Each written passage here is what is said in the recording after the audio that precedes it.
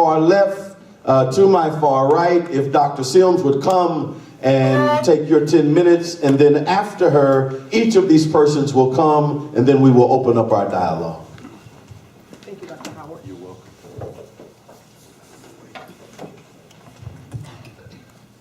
More than 50 years ago, a man who dared to dream that the United States of America's Bank of Justice is solvent became the youngest and the third person of African descent to receive the Nobel Peace Prize. The Reverend Dr. Martin Luther King Jr. accepted this award on behalf of the 1960 Civil Rights Movement in the United States.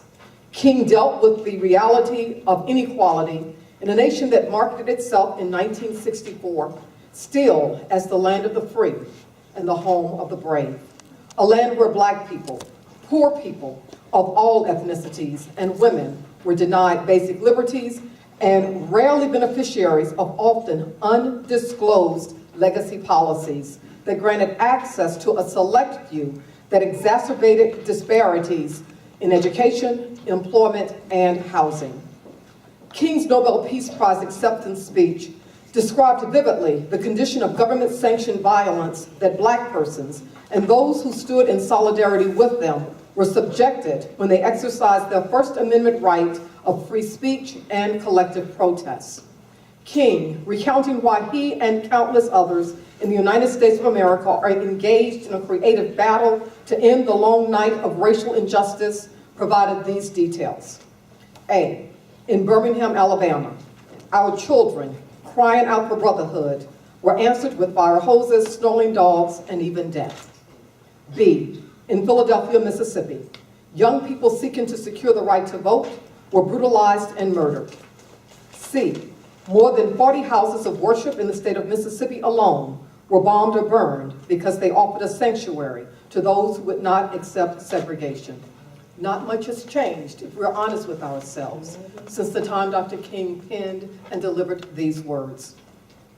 King's speech can then serve as a basis from which to develop a response to current social issues. For me, a basic contention is that echoes of dreams deferred, couched in a 21st century affirmative call to action of "yes, we can," cannot ignore the poignancy of King's description of the stark reality of 1964, when as of today, January 18, 2016, debilitating and grinding poverty afflicts my people and chains them to the lowest rung of the economic ladder. This truth is a clarion reminder that while some citizens are taxed enough already, a small percentage of persons who are perhaps not taxed enough with added benefits from tax loopholes suggests that a tendency to focus on an imagined middle class and an elite minority further obscures the plight of those who live in poverty. Poverty is, as King so aptly articulated, and I quote, "one of the most urgent items on the agenda of modern life," close quote. Yet, if, as King insisted, and again I quote, "oppressed people cannot remain oppressed forever," close quote, we cannot ignore that in the first month of 2016, the demand for dignity, equality, jobs, and citizenship will not be abandoned or diluted or postponed.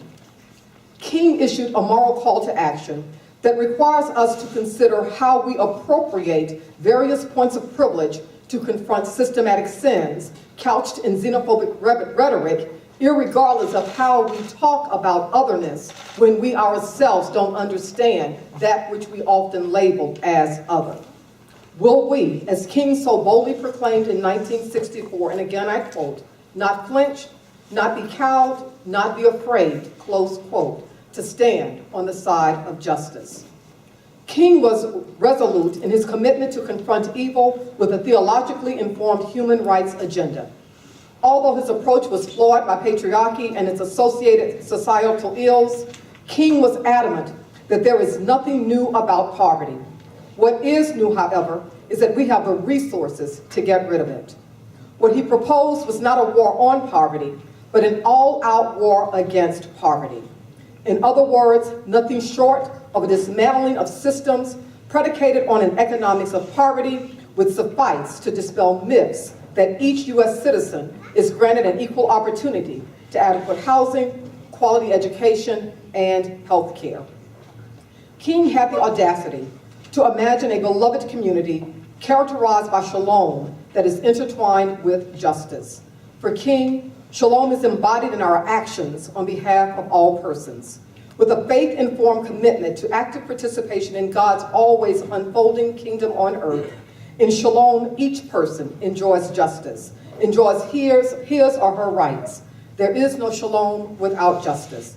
Shalom is the human being dwelling at peace in all of his or her relationships with God, with self, with individuals, with nature. Shalom is simultaneously a state of being and active engagement with the world that characterizes audacious faith.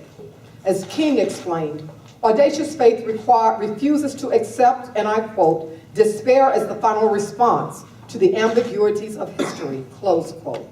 Instead, audacious faith requires a type of sight that can imagine things as they should be and not as they are. With unrestrained imagination, audacious faith beckons us to name unambiguously evil cloaked in politically acceptable rhetoric. Audacious faith demands an accurate interpretation of calls to take back our country so that we do not unconsciously succumb to dehumanizing practices. Audacious faith reminds us that a call to remember is a theological ethical mandate that enables us to move forward as we purpose to value all of God's children. Audacious faith in contemporary times must draw attention to the power of the boycott as a viable strategy to advance economic justice for all people. From an era of lynching in the 20th century to a current reality of neo-lynching culture in the 21st century, at the root of the mob's action is a desire to exploit the Black community by using violent acts in order to control the distribution of goods and services. When one too many neighborhoods populated by poor people who are overwhelmingly Black and brown, with children the fastest growing sector of this demographic, when these neighborhoods are classified as food deserts, coupled with an absence of financial institutions and other services deemed essential for a quality life, where and how we spend our money should be a vital concern for anyone committed to advancing economic justice for all people. To mitigate the effects of policies designed to thwart individual and communal economic well-being, boycott as a strategy of resistance requires that we think about long-term implications of our purchasing decisions. This demands that consideration be given to company stances, for instance, on diversity, community civic engagement, and gender-neutral salary policies. And I digress for just a minute. I am wedded to Apple products because I can connect all of my Apple products and access documents anywhere at any time. But I now have to think very, very differently about future purchases of Apple products, given Apple's recent statement that they don't deem it necessary to even think about diversity within their workplace. In this way, we can determine ways in which to challenge prevailing practices as we learn to follow the money. Boycott, understood from the perspective of audacious faith, is the power of economic choice in a global capitalist society whereby we make a deliberate decision to debunk notions of greed that are often masked in rhetoric that suggest if folk work hard enough, they can achieve some elusive American dream, as though each person is incapable of dreaming their own dream. On this day in which we celebrate the life and work of Martin Luther King Jr., boycott is a viable option to address systems that benefit from the exploitation of economically vulnerable members of our community, requires a collective commitment to explore and implement community-based services informed on principles of dignity and respect for the least of these. As we acknowledge that on any given day, we are the least of these, may we be guided in our decisions by a desire to contribute to the collective good in a manner that reflects our relationship with the divine.